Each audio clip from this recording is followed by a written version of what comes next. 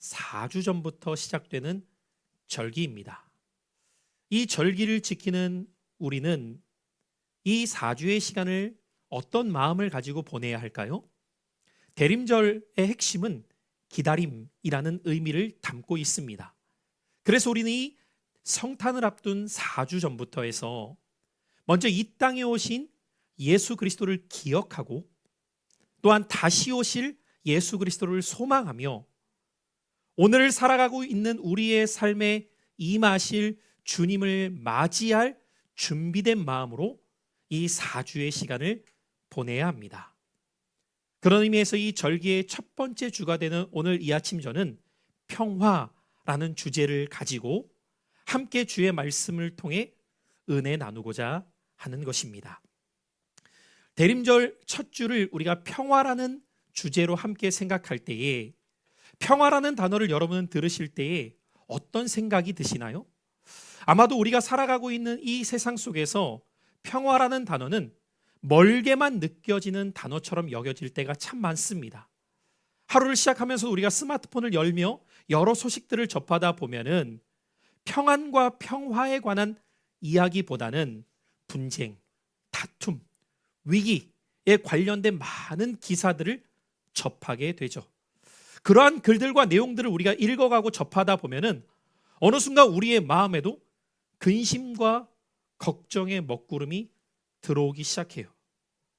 내가 내년은 먹고 살아갈 수 있을까?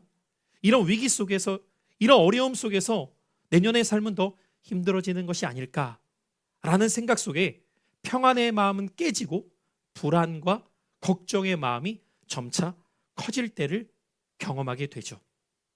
이처럼 우리의 삶 가운데에서 평화라고 하는 단어가 쉽게 깨어질 수밖에 없는 이유는 우리의 환경과 상황에 따라서 깨어지는 그릇된 평화와 평안을 붙들고 살아가려고 할 때가 많기 때문입니다. 그래서 예수님께서는 그런 우리들을 위하여서 요한복음 14장 27절의 말씀을 보면은 우리가 정말 붙들어야 될 평안과 평화가 무엇인지를 말씀해 주셨어요.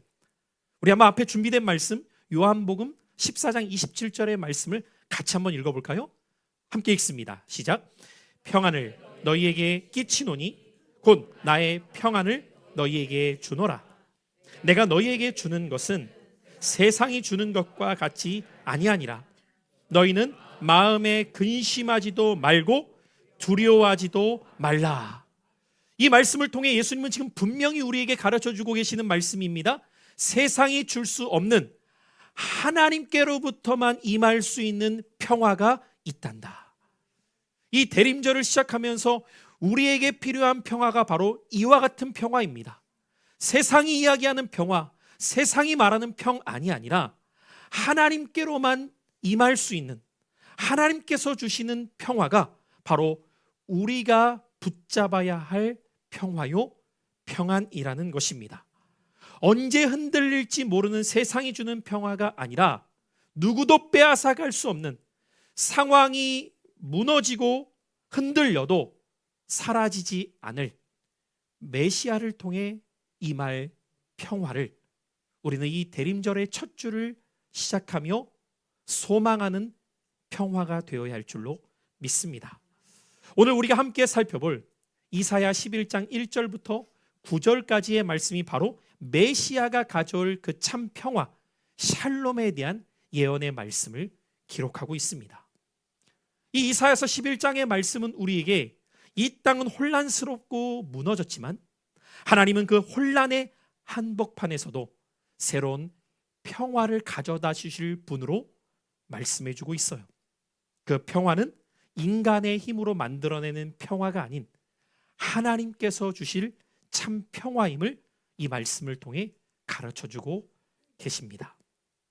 성도 여러분, 대림절 첫 번째 주일에 우리는 오늘 이 본문 속에 평화의 왕, 그 평화의 왕이 이 땅 가운데 오실 분이심을 우리가 함께 바라보며 우리가 붙들어야 될 참 평화를 소망할 수 있는 주일 아침이 될 수 있기를 바랍니다. 우리가 구약의 특별히 선지서를 보다 보면 선지서의 말씀이 참 어렵게 느껴질 때가 많아요. 그 이유는 선지서의 말씀의 배경을 이해하지 못할 때가 많이 있기 때문입니다.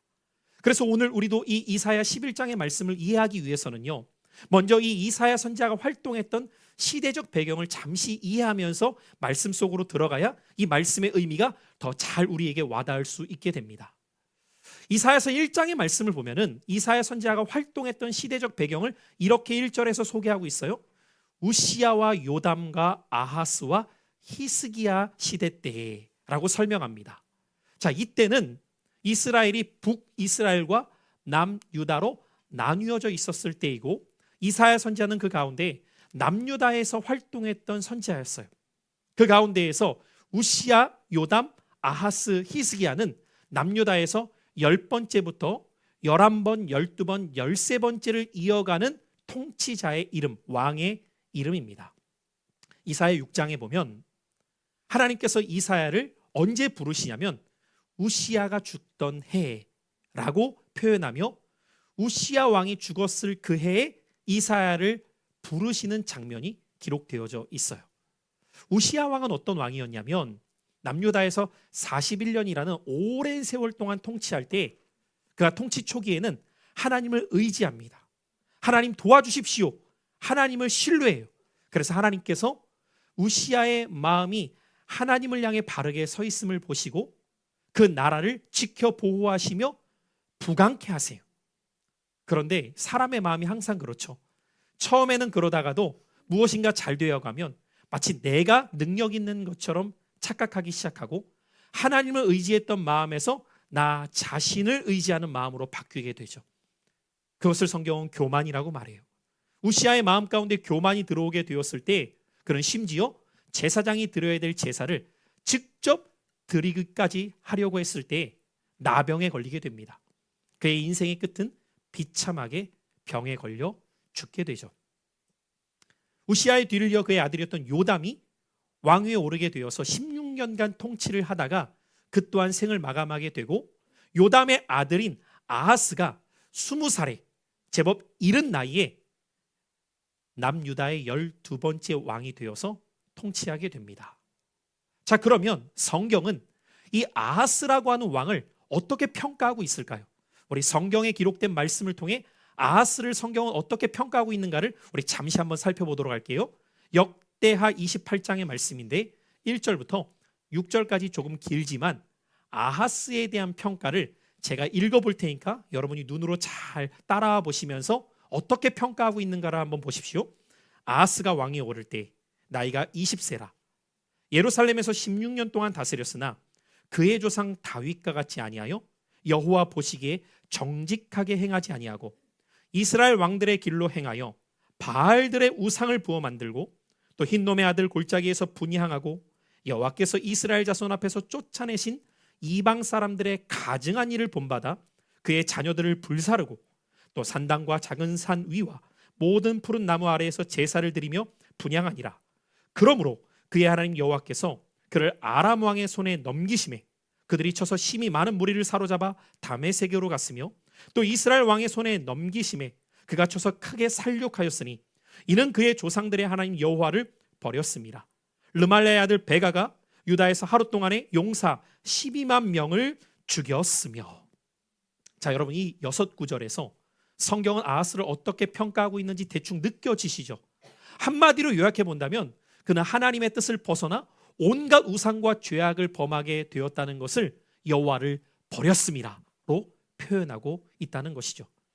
결국 이로 인하여서 하나님의 진노와 재앙이 어떻게 임하게 되냐면 그가 통치하고 있었던 남유다가 끊임없이 주변국들의 침략과 약탈에 의하여서 공격당하고 나라는 점차적으로 기울어지면서 멸망 직전의 상태까지 이르게 되었다는 거예요.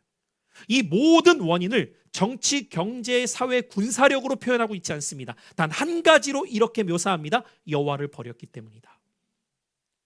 여호와를 버리게 되었던 아하스로 말미암아 남유다는 풍전등화와 같은 상황에 놓이게 되었다는 거예요. 무너지기 직전, 멸망하기 직전의 상태까지 이르게 되었다는 것입니다.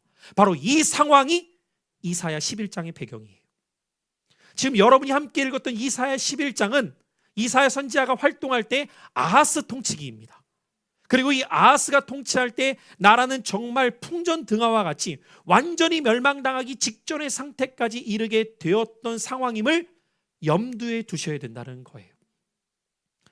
말 그대로 이사야가 지금 이 11장을 기록하고 있었던 남유다의 상황은 절망 그 자체였다는 것이죠. 그 어디에서도 소망을 찾을 수 없는 나라가 무너지기 직전의 상황, 여러분 이쯤 되면 백성들, 국민들의 삶이 어떠할지는 뻔합니다. 절망 그 자체였던 상황이죠. 그런데 놀랍게도 이런 가장 절망적인 상황 가운데에서 하나님께서는 이사야 선지자를 통하여 오늘 1절의 말씀을 이렇게 기록해 하십니다. 여러분 오늘 본문으로 돌아오셔서 1절의 말씀이 어떻게 시작되나 주목해 보십시오. 우리 본문 1절 같이 한번 읽어볼까요? 시작.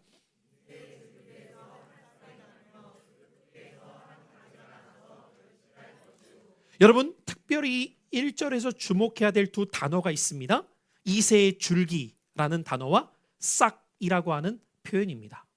먼저 우리가 주목해야 될 이새의 줄기라는 표현인데요. 여기서 이 줄기라는 단어는 사실은 좋은 번역은 아닙니다.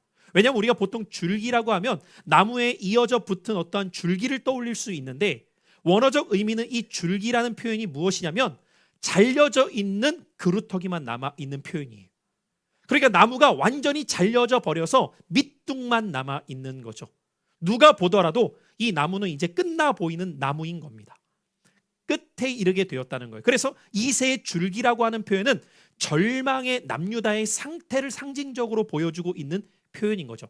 나무가 완전히 잘려서 밑둥밖에 보이지 않는, 지나가는 누가 보더라도 이 나무 이제 죽은 나무네, 끝난 나무네로 보이는 표현이 이새의 줄기라는 거예요. 그런데 여러분 이 줄기를 무슨 줄기라고 말하죠? 이새의 줄기죠. 여러분 성경을 그래도 조금 읽어보신 분들은 이새가 누구인지는 아실 거예요. 다윗의 아버지의 이름이죠. 남유다의 핵심적인 그들이 이어갔던 가치는 무엇이었냐면 다윗의 혈통을 조차 하나님이 지켜주시는 나라라는 의식이었어요. 그런데 이 이새의 밑둥밖에 남지 않았다는 것은 다윗의 가문이 무너지기 직전의 상태에 놓여 있었다는 거죠. 아무 소망이 없다는 겁니다. 이제 끝나 보인다는 거예요. 그런데 놀랍게도 그 다음 나오는 표현인 싹이라는 표현이 이어져서 표현됩니다. 그 밑둥밖에 없는 그루터기에서 한 싹이 나기 시작한다는 겁니다. 여러분 이 한 싹이라고 하는 이 싹의 표현이 히브리어 원어로 굉장히 신학적으로 중요한 단어인데 넷제르라고 하는 단어입니다. 여러분 한번 기억하는 의미에서 따라해 보실까요? 넷제르. 이 넷제르라고 하는 단어가 지금 우리 성경에 싹이라고 번역이 되어 있는 표현인데요. 이 넷제르라고 하는 단어에 담긴 뜻은 여러 가지로 의미가 담겨져 있는데 대표적으로 새로 돋아나는 어린 가지라는 의미가 있고요. 땅 속에서 은밀히 돋아나는 생명이라는 뜻이 있습니다. 그러니까 은밀히 돋아나는 생명이라는 의미는 사람들이 볼 때는 잘 보이지 않는다는 거예요. 그런데 죽어 있는 것이 아니라 그곳에서 생명이 돋아나고 있다는 거예요. 그것이 넷제르라는 단어의 의미입니다. 다시 말해 겉으로 볼 때는 아무 가능성과 소망이 보이지 않은 듯 여겨지지만 보이지 않는 그 뿌리 안에서 새 생명이 피어나고 있다는 뜻을 갖고 있는 것이 넷제르라고 하는 이 단어에 담긴 의미입니다. 여러분 더 놀라운 것은요. 이 싹으로 번역된 넷제르라고 하는 단어가 이 땅에 오실 메시아의 칭호와 연결되어 나타나기 시작합니다. 자, 어떤 표현으로 나타날까요? 여러분이 한번 맞춰보세요. 마태복음 2장 23절의 말씀이에요. 자, 우리 한번 이 말씀 읽어보겠습니다. 시작. 나사렛이란 동네에 가서 사니 이는 선지자로 하신 말씀에 나사렛 사람이라 칭하리라 하심을 이루려 하심이라. 여러분 넷제르가 어떤 단어와 똑같은 어근일까요? 나사렛입니다. 그래서 여러분 우리는 예수님을 어디 사람이라고 표현하죠? 나사렛 사람 예수, 나사렛 예수라고 표현해요. 이사야 선지자가 지금 이 11장 1절에서 기록하고 있는 한 싹이라고 하는 넷제르가 700년 후에 이 땅에 오실 메시아가 나사렛 사람임을 칭할 것을 상징과 예표적으로 먼저 사용하고 있다는 거예요. 그래서 이 한 싹은 장차 이 땅에 오실 메시아를 소망케 하는 표현으로 이사야 11장에서 사용되었다는 것이죠. 그래서 여러분 유대 전통에서는 메시아를 어떻게 표현하냐면 넷제르로 표현합니다. 이 넷제르가 나사렛이라고 하는 단어와 함께 맞물려서 이 이사야 11장 1절에서의 싹이라고 하는 단어가 이 땅에 오실 메시아를 소망케 하는 단어로 정말 절망의 그 상태에서 소망을 꿈꾸게 하는 약속으로 기록되었다는 겁니다. 오늘 이 말씀을 통하여 우리는 메시아의 평화는 어떠한 평화가 될 것인지를 기대하게 됩니다. 그 평화는 가장 큰 절망에서 싹 틔워진 평화라는 거예요. 사랑하는 성도 여러분, 오늘 우리가 대림절 첫 주일에 먼저 기억해야 될 평화의 왕을 기다리는 우리의 마음은 어떤 마음이 되어야 할까요? 여러분의 인생이 지금 이 순간 아무리 절망적인 상황에 놓여 있다 할지라도 우리는 넷째로 되시는 메시아를 소망하게 될 때 가장 절망의 상태에서 우리는 평화와 소망을 누릴 수 있는 기대감을 갖게 된다는 거예요. 그 은혜가 오늘 이 아침 여러분의 은혜가 될 수 있기를 축복합니다. 내 인생이 절망의 상태라도 주님은 그 절망을 소망으로 바꾸실 수 있는 넷째의 하나님이심을, 넷째의 메시아이심을 오늘 이 아침 붙드는 여러분의 신앙이 되시기를 축복합니다. 한 걸음 더 나아가서 절망을 소망으로 바꾸실 그 평화의 왕은 정말 우리의 인생 속에서 정의의 평화를 새롭게 이루어 가실 메시아이심을 이어지는 말씀을 통해 들려주고 계십니다. 여러분, 우리는 흔히 평화라고 생각하면 전쟁이 그치는 상태나 마음의 평안의 상태를 떠올릴 때가 많아요.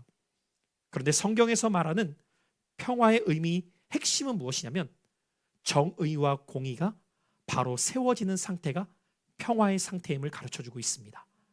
오늘 본문 2절의 말씀을 우리 계속해서 한번 주목해 보도록 하죠. 2절을 같이 읽겠습니다. 시작.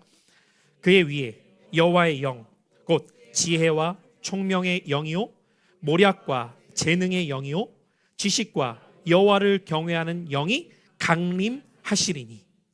오늘 이사야 선지자는 메시아의 머리 위에 임하실 그 영, 그 영에 대한 묘사를 6가지로 오늘 이렇게 기록하고 있어요. 지혜, 총명, 모략, 재능, 지식, 경외. 이 모든 것은 한마디로 완전한 통치자의 모습을 그려내고 있다는 거예요. 이 땅에 오실 평화의 왕이신 메시아는 공의와 정의를 바로 세우실 왕이실 것을 예언하고 있다는 것이죠. 여러분, 이 모습은 당시 유다의 왕이었던 아하스와는 완전히 대조적인 모습이에요. 아하스는 어떤 왕이었느냐? 대외적으로는 더 강한 나라에 붙어서 어떻게든 살아보려고 노력했다면 대내적으로는 정치적으로나 권력적으로 부패한 행태를 끊임없이 행하고 있었던 왕이었습니다. 당시 남유다는 재판은 돈과 권력에 의하여서 치우쳐 있었고요. 가난한 사람은 제대로 말도 꺼내지 못했고 고아와 과부는 억울한 일을 당하여도 누구에게 송사조차 할 수 없었어요. 변호조차 할 수 없었어요.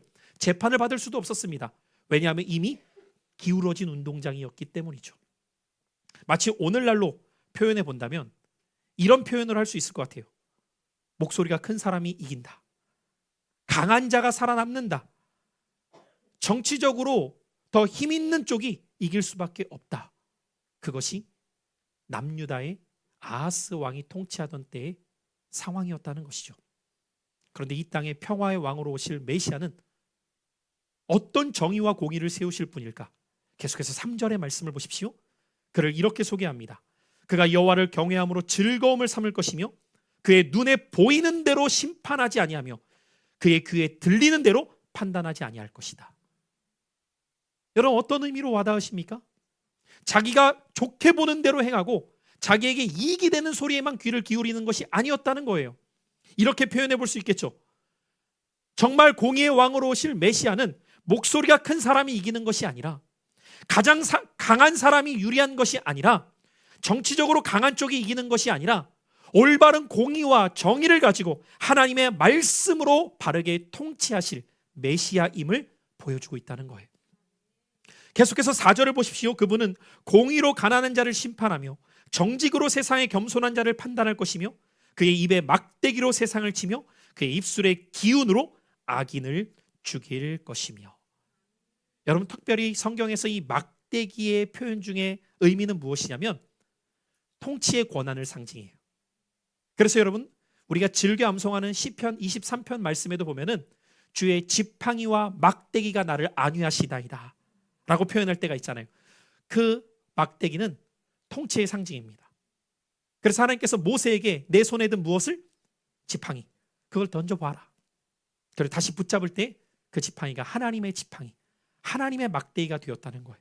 이때부터 하나님의 통치의 능력이 모세에게 나타남을 상징적으로 보여주고 있죠. 근데 놀라운 것은요, 그 통치를 어떤 방식으로 하느냐? 힘과 무력으로 행하시지 않는다는 거예요. 메시아는. 그 막대기를 무슨 막대기라고 말하죠? 말씀에 지금 무슨 막대기라고 했어요? 그의 입의 막대기라고 하잖아요. 입의 막대기. 그럼 하나님의 공의와 정의는 어떠한 방식의 통치를 통해 드러나게 된다는 것일까요? 그분의 말씀을 통해서입니다. 여러분, 하나님의 말씀을 통해 하나님께서는 왜곡되고 무너진 세상을 바르게 세워 나가실 분이심을 나타내 보여주고 계신다는 거예요. 이 땅에 오신 예수 그리스도를 생각해 보십시오. 그는 무력으로 세상을 다스리려고 하시지 않았습니다. 그는 힘으로 군림하지 않았어요. 오히려 그는 말씀으로 거짓되고 왜곡된 세상을 바로 세워가시기 시작하셨습니다. 하나님의 말씀은 공의와 정의를 드러내는 능력의 말씀이십니다. 그 말씀이 우리의 삶 가운데 임할 때에 우리의 삶 속에서도 평화의 왕이신 예수 그리스도께서 저와 여러분의 인생을 평화의 인생으로 이끌어 가신다는 거예요. 이사야는 5절에서 그 메시아를 이렇게 그려냅니다. 공의로 그의 허리띠를 삼으며 성실로 그의 몸을 띠를 삼으니라. 그분의 공의와 정의는 가난한 자들, 병든 자들, 소외된 자들을 외면하시는 것이 아니라 이들과 함께 하시며 이들의 인생을 회복시키시며 하나님의 정의를 드러내셨습니다. 메시아의 정의가 임할 때 비로소 진정한 평화가 임한다는 거예요. 세상이 말하는 가짜 평화가 아닌 자신들의 이익을 위하여서 눈 가리는 형식을 취하는 평화가 아니라 진정한 공의와 정의가 세워지는 평화가 메시아의 임함을 통해 드러나게 될 것을 이사야 선지자는 말씀해주고 있다는 거예요. 그렇게 되어질 때 궁극적으로 이러한 메시아의 평화는 세상 전체를 회복시킬 진정한 평화임을 오늘 이사야 선지자는 6절 이하의 말씀을 통해 그려냅니다. 특별히 여러분, 이사야 서를 조금 읽어보신 성도님들은 이사야 11장의 6절 이하의 말씀을 보면은 마치 동화의 한 그림처럼 보일 수밖에 없어요. 자, 과연 어떠한 이미지인가를 6절부터 8절을 다시 한번 우리 주목해서 읽어볼 텐데, 여러분이 과연 이런 세계를 상상할 수 있을지 한번 생각해보며 읽어보십시오. 6절부터 8절이에요. 시작. 그때 이리가 어린 양과 함께 살며 표범이 어린 염소와 함께 누우며 송아지와 어린 사자가 살진 짐승이 함께 있어 어린 아이에게 끌리며 암소와 곰이 함께 먹으며 그것들의 새끼가 함께 엎드리며 사자가 소처럼 풀을 먹을 것이며 젖 먹는 아이가 독사의 구멍에서 장난하며 젖된 어린 아이가 독사의 굴에 손을 넣을 것이라. 주일학교 출신인 분들 계시죠?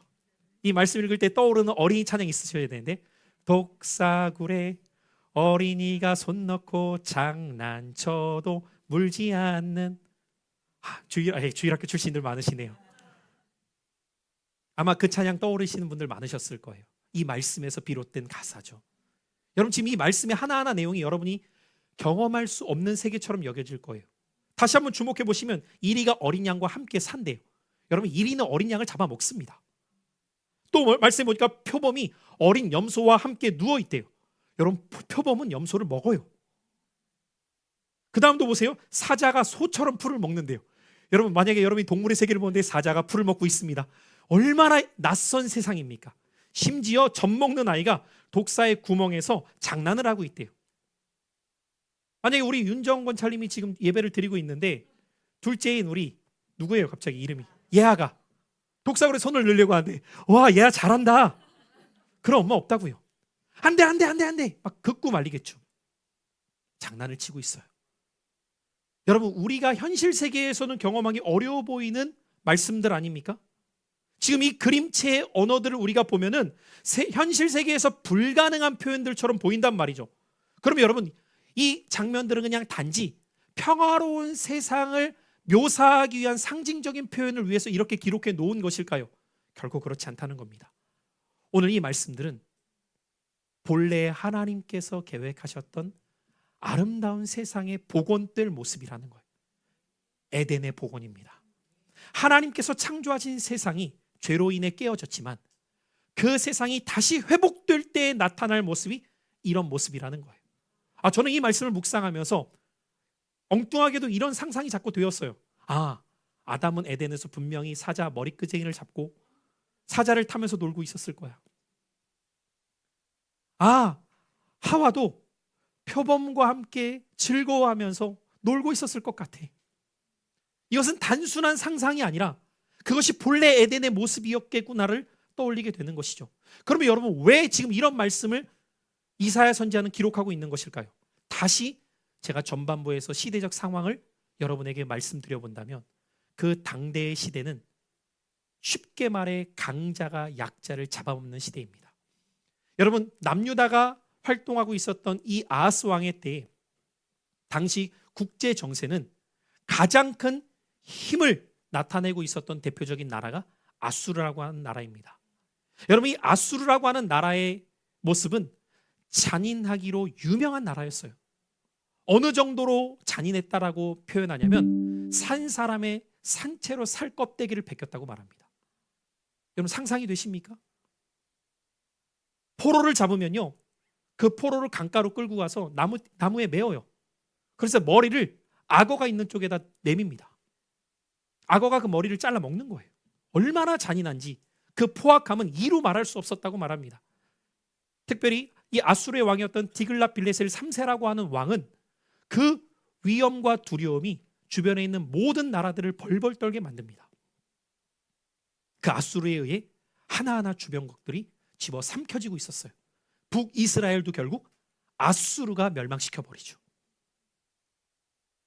이러한 시대 속에서 하나님께서 이 말씀을 주고 계신 것은 당시의 시대 속에서는 약자가 보호받는다는 개념 자체가 없어요. 여러분, 어쩌면 그 시대만이 아니라 우리가 살고 있는 이 시대도 그렇지 않습니까?